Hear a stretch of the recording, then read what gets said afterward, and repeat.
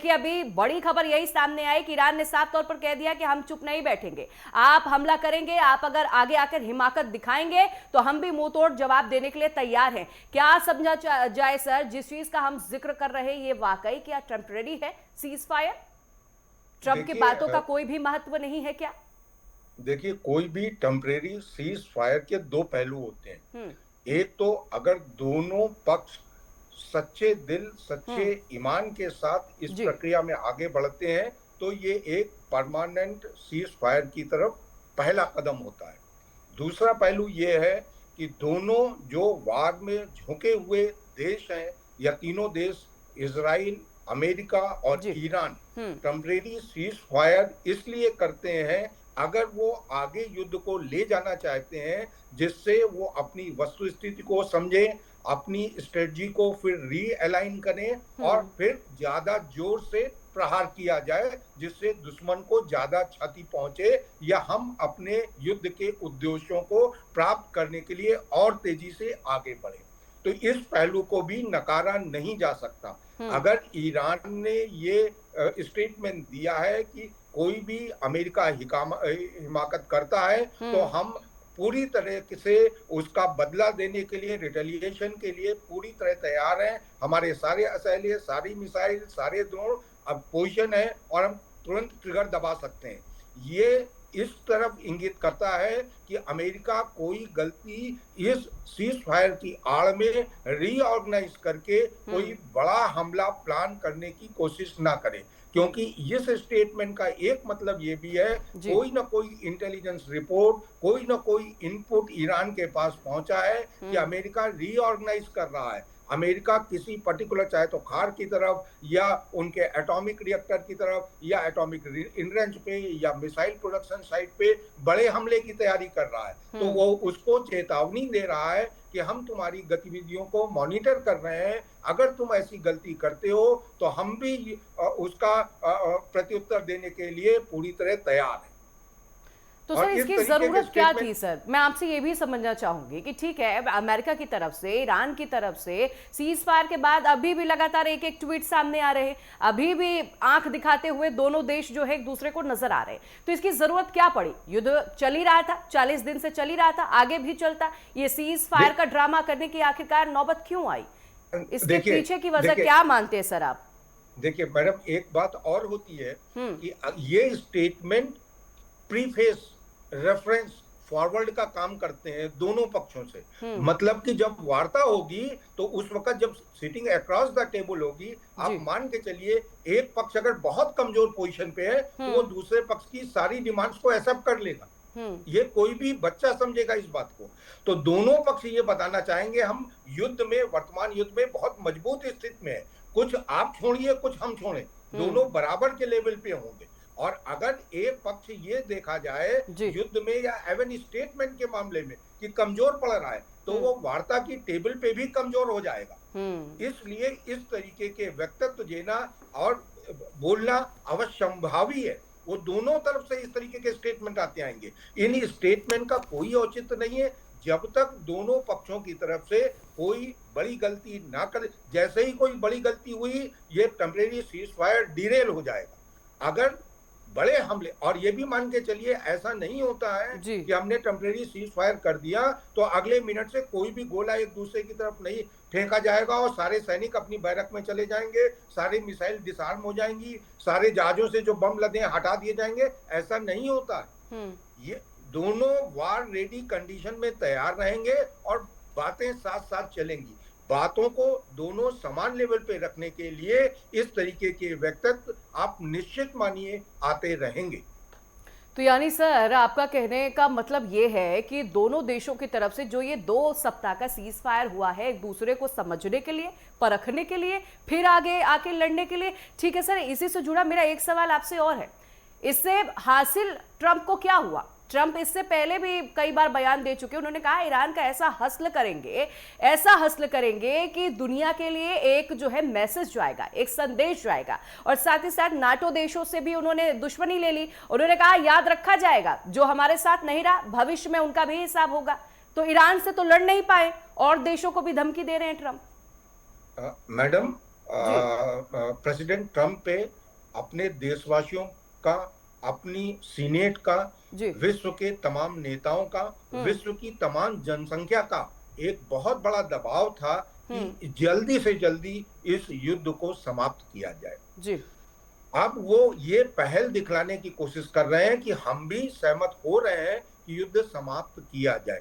एक बात मैं आपको और बताऊंगा, जी जी इस पूरे युद्ध में अमेरिकन प्रेसिडेंट डोनाल्ड ट्रंप की बहुत फजीयत हुई है। साथ ही उनके वाइस प्रेसिडेंट जिन्होंने बहुत, हाँ, उन्होंने सुर प्रेसिडेंट की जो भी बातें, जो व्यक्तित्व है, उसमें सुर से सुर मिलाया है, क्योंकि देश के साथ खड़ा होना है और वो ट्रम्प साहब के साथ उनके वाइस प्रेसिडेंट है। बट उनके जो वक्तव्य हैं वो वार्ता में जा रहे हैं।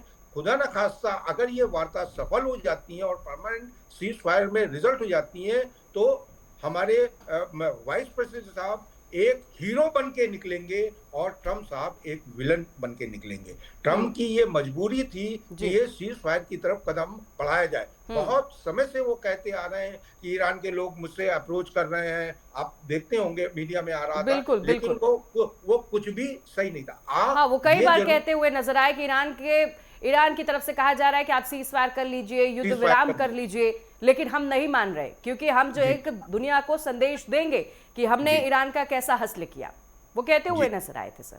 बिल्कुल ठीक, बिल्कुल ठीक। मैं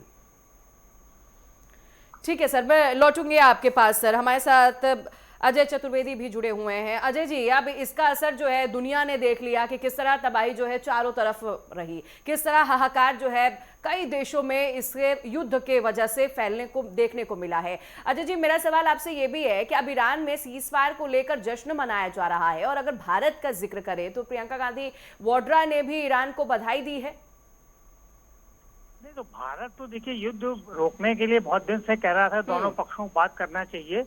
भारत देखिए, हर दुनिया के हर देश चाहते हैं शांति जी। अब ये एक खास मकसद के लिए युद्ध किया गया था, वो सबको पता है। तो अब वो ये तो भारत तो ये बहुत अच्छा है, क्योंकि भारत में जैसे अभी वाजपेयी जी ने कहा कि अगर ये न रुकता, तेल की कीमतों में बढ़ती, कई समस्याएं खड़ी हो जाती, वो उस पर थोड़ा दबाव कम होगा और हम कुछ अपना तेल का स्टॉक ज्यादा भर सकेंगे।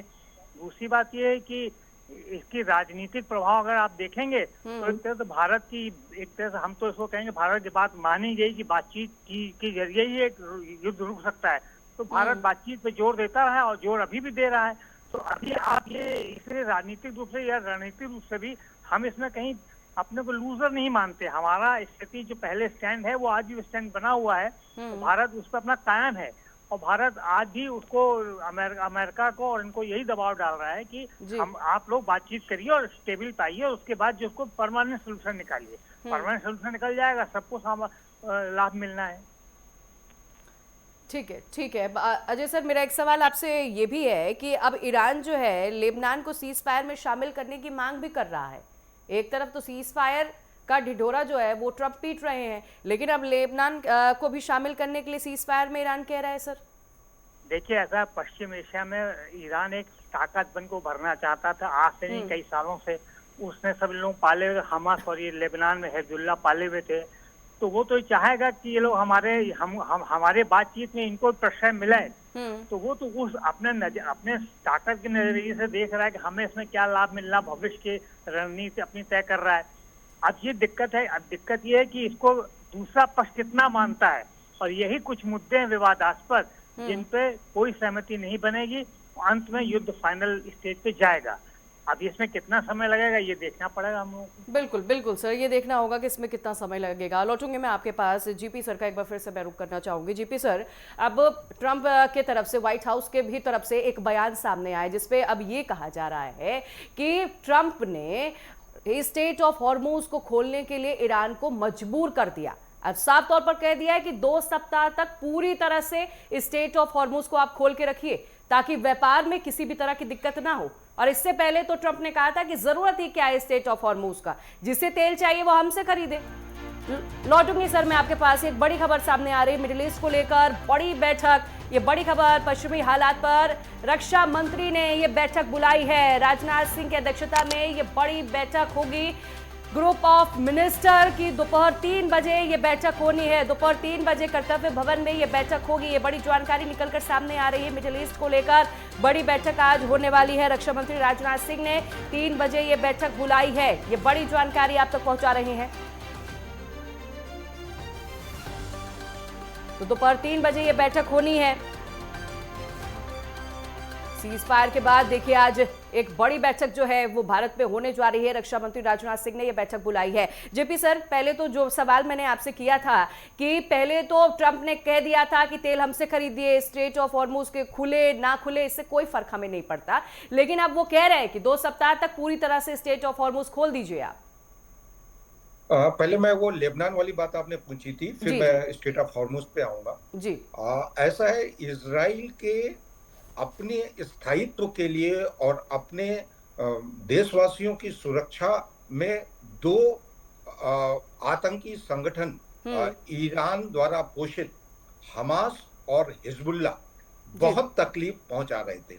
इस युद्ध में भी जब ये युद्ध शुरू हुआ तो हिजबुल्ला ईरान के समर्थन पे इजराइल पे अटैक करने लगा रॉकेट से और मिसाइल से। इसी युद्ध के परिप्रेक्ष्य में इजराइल ने लेबनान में हिजबुल्ला के बहुत से ठिकानों और बहुत से आतंकवादियों को गहरी क्षति पहुंचाई है। इस हिजबुल्ला के को और उन्होंने ये रिजॉल्व लिया है कि हिजबुल्ला का हाल हमास की तरह कर देंगे। इसका मतलब हुआ कि जो ईरान के 3 प्रमुख एक्सटेंशन थे प्रॉक्सी वार के, हूती, हमास और हिजबुल्ला, उसमें से 2 मटियामेट होने की कगार पे हैं। ईरान कभी नहीं चाहेगा कि हिजबुल्ला की समाप्ति हो। इस परिप्रेक्ष्य में वो लेबनान और हिजबुल्ला ऑपरेट लेबनान की धरती से कर रहा है। इस परिप्रेक्ष्य में ईरान ने ये डिमांड रखी है कि लेबनान को भी वार्ता में शामिल किया जाए। अब आते हैं बात स्ट्रेट ऑफ हॉर्मुज के ऊपर। स्ट्रेट ऑफ हॉर्मुज पे वो ट्रम्प साहब का जो स्टेटमेंट था, दैट वाज टोटल फ्रस्ट्रेशन। हाँ, ये बात सही है कि अमेरिका को डायरेक्ट स्ट्रेट ऑफ हॉर्मुज के खुलने से ऑयल की सप्लाई में कोई फायदा नहीं था, लेकिन स्ट्रेट ऑफ हॉर्मुज के क्लोज होने से जो विश्व के बाकी देशों में, स्पेशली एशियाई देशों में ऑयल की supply, China, India and other Asian nation पे उनकी सप्लाई पर असर पड़ रहा था, ऑयल का भी और गैस का भी, जिसके चलते ऑयल और गैस के प्राइस बढ़ रहे थे, जिसके चलते अमेरिका में भी ऑयल और गैस के प्राइस बढ़ रहे थे।